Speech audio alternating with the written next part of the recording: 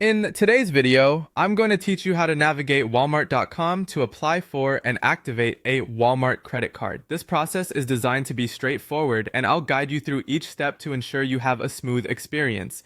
To begin, open up your preferred web browser and head over to Walmart.com. This will take you to the homepage of one of the largest retail corporations in the world. Here, we're aiming to explore their financial services by applying for a Walmart credit card.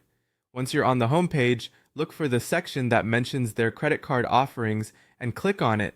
You might find this link in the footer or header, usually under the financial services or credit options.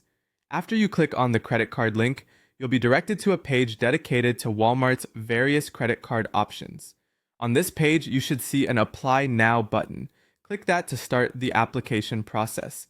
This will lead us to the application form that needs to be filled out with personal details.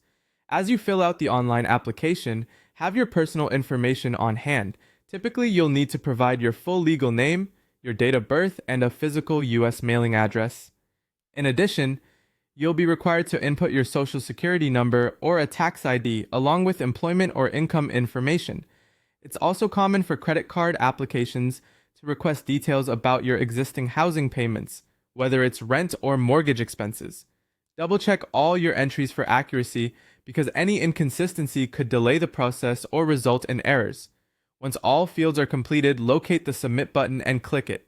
In many cases, you'll receive a decision almost instantly or within a few minutes.